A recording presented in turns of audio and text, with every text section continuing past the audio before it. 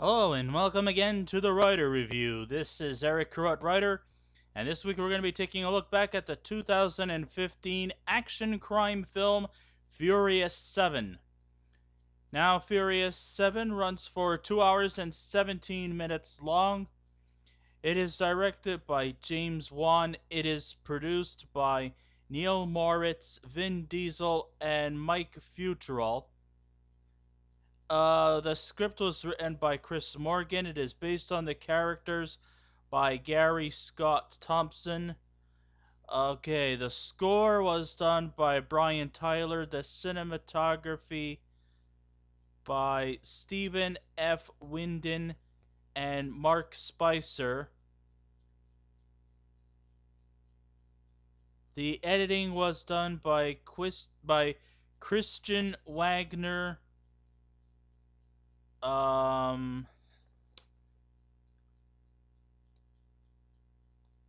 Dylan Highsmith, Kirk Morey, and Lee Folsom Boyd. Let's see if I could. Okay. And the stars of the movie are. That's better. The stars of the movie are Vin Diesel, Paul Walker. We're gonna miss you. We really are. Let's see. Dwayne The Rock Johnson, Michelle Rodriguez, Tyrese Gibson, Lucacris, Jordana Brewster, Djimon Hounsou, Kurt Russell, Jason Statham, Thailandese action star Tony Ya, UFC superstar Ronda Rousey.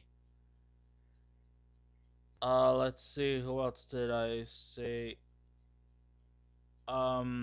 Nathalie, Emmanuel, Elsa Pataky,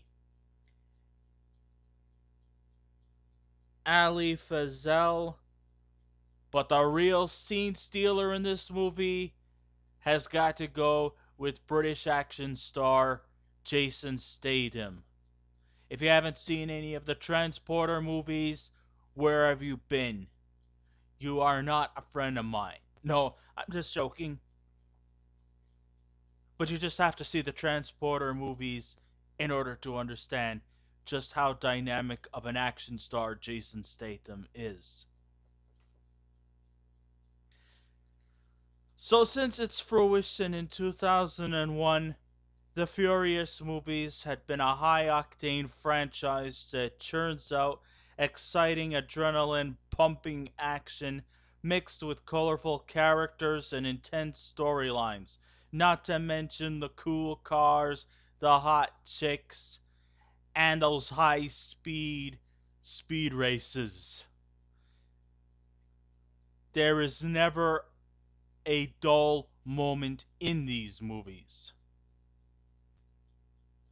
The first of the series kind of had a bit of a point break thing going for it. The second one was a bit of a letdown due to Vin Diesel's absence. But, it was still exhilarating. Tokyo Drift was definitely the worst of the bunch, where I almost had this belief that the franchise was dying. But then the fourth one was great now that both Vin Diesel and Paul Walker had come back.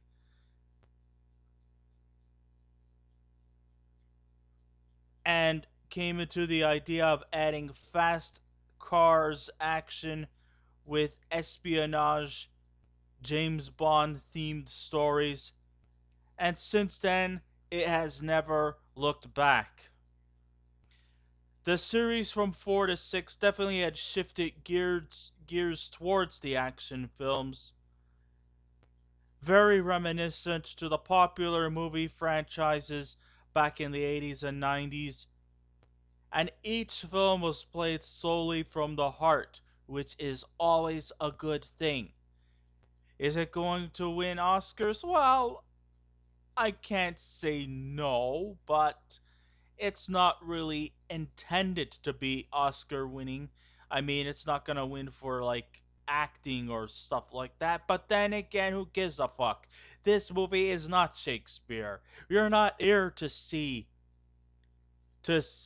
some intense drama and stuff like that. It has it in there, maybe in subtle fragments, but it's not what the purpose is about. It's about cool cars. It's about ass kicking action. It's about fun, excitement, and escapist at its very best.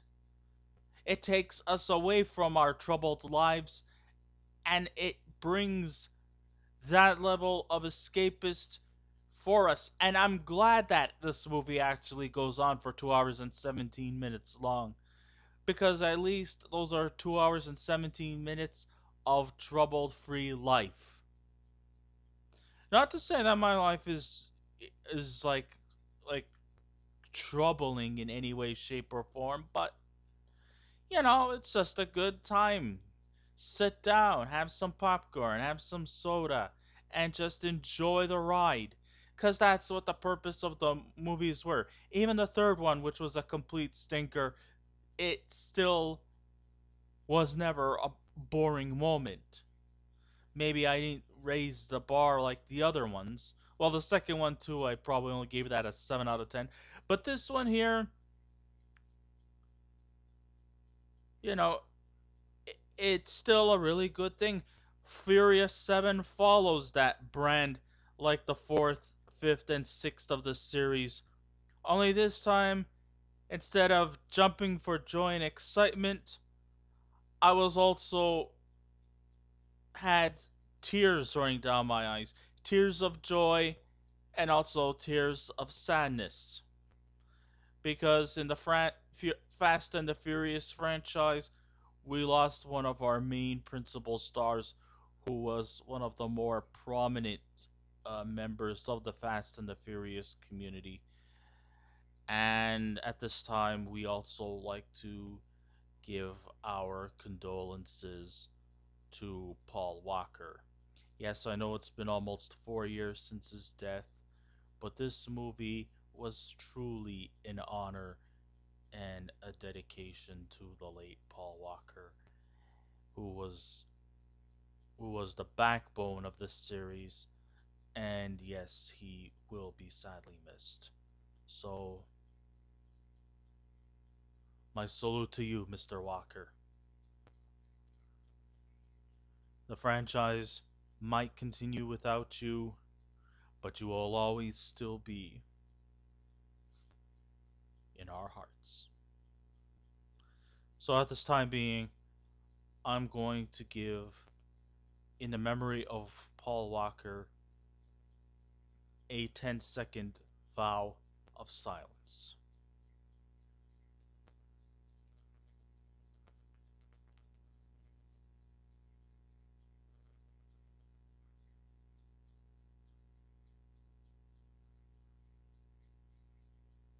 Okay.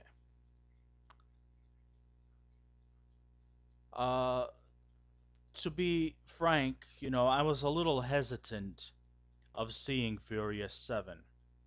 I guess you could say I was kind of scared that this film was just there to cash in another franchise just for the sake of it. That was my first impression. I also thought that Paul Walker's death would be too much heavy cargo for me to sit there and realize that I'm watching one of the more underrated performers in Hollywood to never grace the big screen again. Another thing that made me hesitant was also the fact that Justin Lin stepped down from directing the Fast and the Furious movies. He started, I'm not sure whether it was the third installment or the fourth installment, but I think it was Tokyo Drift that Justin Lin started directing the Fast and the Furious movies. So I was a little reluctant to accept the fact that Justin Lin was not coming back this time around to direct.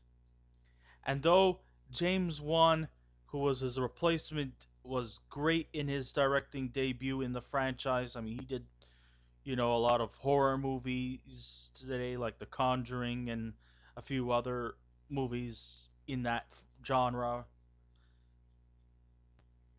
We see that the action is we see that action is not the genre of his craft. Granted, there was some great usage of slow motion captures, and one seems to be at ease with the one cam. And it still was good action. I mean, I'm not taking saying that there was ever a boring moment. No, no, no, no, not by the long shot. But let's face it, when Justin Lin took over the helm, the action was really fast paced. It was really, really uh, a never a blink of the eye moment. Here, we see it kind of toned down a little bit. Not too much, but toned down a little bit. And I think there was a little more dialogue oriented and a little more scenario stuff as opposed to just flat out going to the action scenes. There was a little more story to that, which is not a bad addition to the franchise. But then there were also scenes that we really didn't need to see, like the scenes where O'Connor is dropping his son off to school. And it was just, those kind of stuff that I really didn't necessarily have to see. But I guess it's good to see, like where our characters have picked up since the sixth installment. But I just don't think there was really a necessity. I mean, it didn't really surmount to very much. The scenes of their private lives. We want to get to the action. We want to get to the excitement. Not to see their day-to-day lives. But, at least it wasn't overdone. It didn't go into overdrive. And the editing and the action can be a bit rusty and sloppy, and the close cuts and the zooms make the action a little bit hard to follow at times. Well, it's still 10 times better than God Awful Taken 3, but the scenery can be at times a bit opaque and indecipherable at times. Oh, sure, there are some pretty cool moments, like when Brian O'Connor is speeding down the transport. I was about to fall to his demise. The bus was kind of like like at the edge of a hill, and it almost looked as if O'Connor was gonna plunge to his death, but was successfully rescued in Letty's car. Letty, of course, played by Michelle Rodriguez. That was a pretty cool scene. That one really had my heart thumping. But sadly, the action scenes are not in the same league as the fourth, the fifth, and the sixth in the franchise. The showdown was also kind of a bit of a disappointment. The drone fiasco left very little impression because I was more excited about the epic showdown between Dominic Toretto and the all-powerful assassin Deckard Shaw, played by Jason Statham, who's about to get revenge and to take down Toretto and the rest of the gang. And, he will go everywhere to hunt them down and to destroy them, or anybody who crosses his path, or anybody who dares to cross his path. He will come in and he will kick your fucking asses. And he will give no shits about it either. It truly does pale in comparison to Fast 6, where the entire SWAT has his or her time to shine. Although she was the best thing to happen in Expendables 3, I was really kind of disappointed that Ronda Rousey was badly wasted here as the head of security to an Abu Dhabi billionaire. I just think that maybe she should have been used more. I mean, if you want to add her into the Fast and the Furious franchise, she should have been put into much more better use. She was just not really on very much, and she was only just on for a few fight scenes with Michelle Rodriguez. This is, of course, the second time that Michelle Rodriguez had fought a UFC fighter in a Fast and the franchise Furious. Her previous one was, I believe it was Fast and Furious 4, where she took on another UFC fighter, Gina Carano. It was still a good scene, but I don't know. I just think that Ronda Rousey, she didn't even have very much dialogue. I think her only words were, "Oh, I'm so glad you came. This party was getting boring." That was her only line, and that was it. So she didn't really catch on to me, and I'm kind of gonna get that impression that she was only just there for her only one moment in this movie, and I don't think she's gonna carry on as the franchise moves forward. Even though the action was definitely not up to par with the series 4 to 6, it's still very character driven. I mean, if you're not impressed with the action, the character driven stuff really was effective.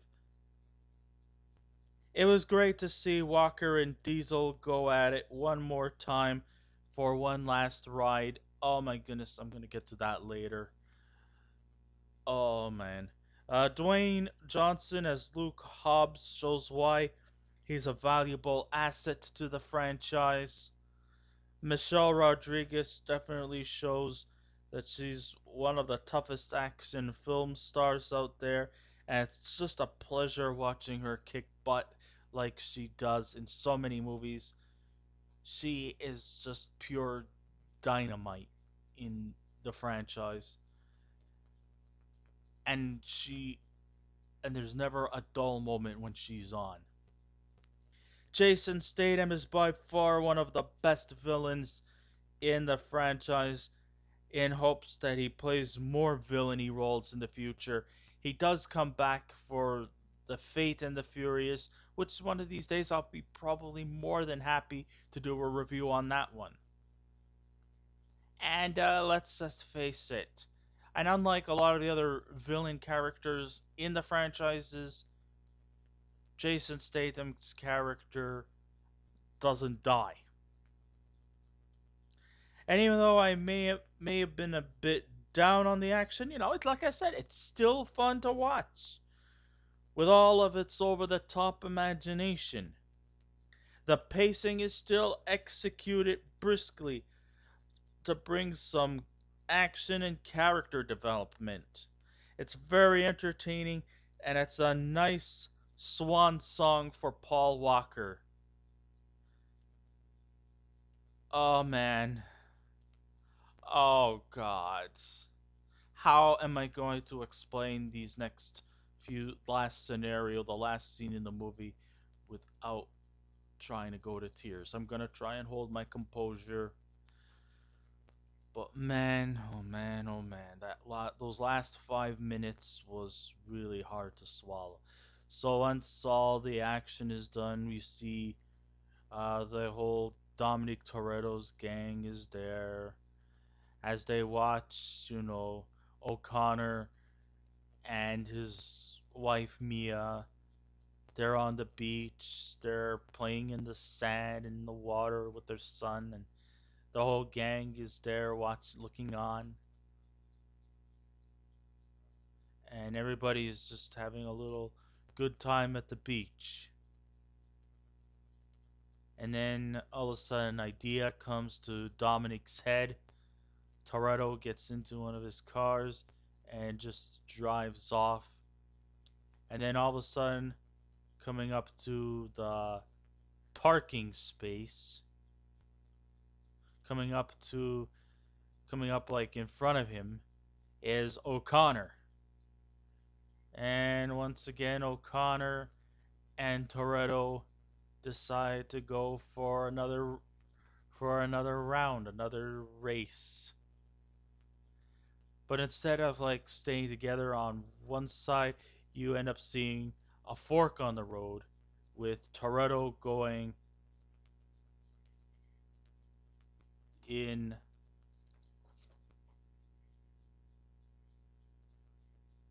this direction and O'Connor going in this direction.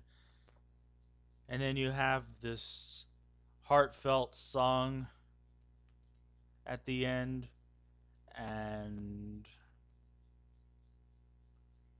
it was sad. I mean, when I was in the theaters, everybody went down to tears, and you know, and even a guy who can, and even me, a guy who could hold back their tears, I couldn't do it either. It was really, really sad to watch that. And then the last word said there was for Paul. So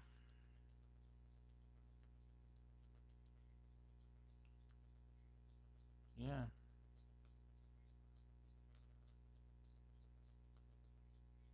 it was a very, very, very sad ending, and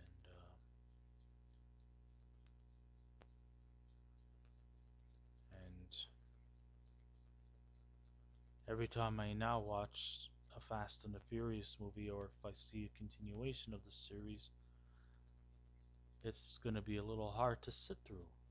Now that Paul Walker is no longer with us, but he will still stay in our memories, and I hope that if the franchise is going to continue with the Fate and the Furious and another ones in the future, I truly hope that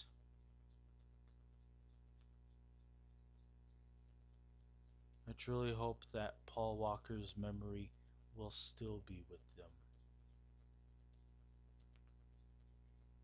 Yes, I know we should all move forward,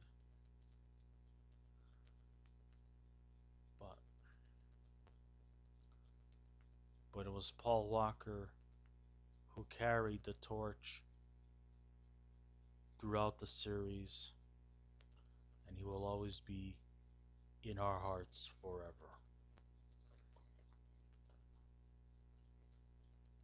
Familia, as Dominic Toretto would say.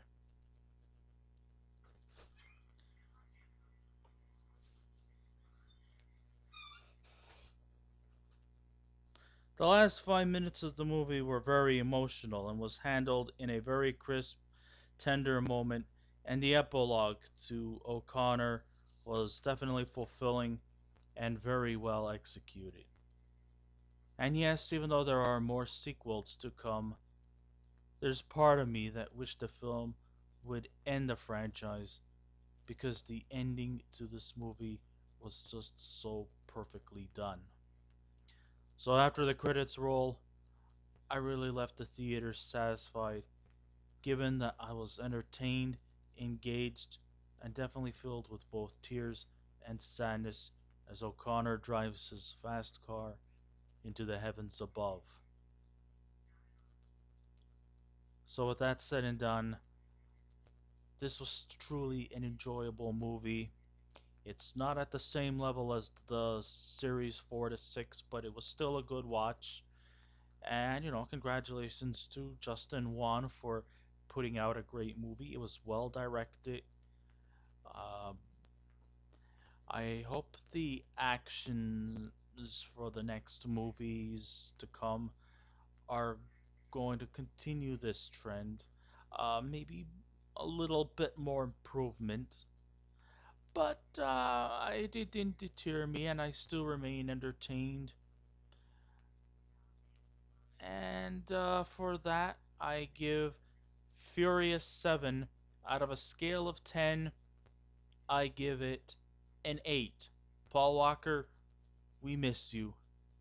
You will always be in our hearts forever. And don't you forget it. So I guess this ends my rider review. Thank you all for listening in. If you wish to subscribe to my channel, please feel free to do so. If you wish to leave a comment, go right ahead. But just remember something: be kind, be courteous. We love you, Paul Walker. Don't be rude. And we will be back again with another movie review. So until next time, this is Eric Writer saying, keep watching those movies, and I'll see you around. Goodbye.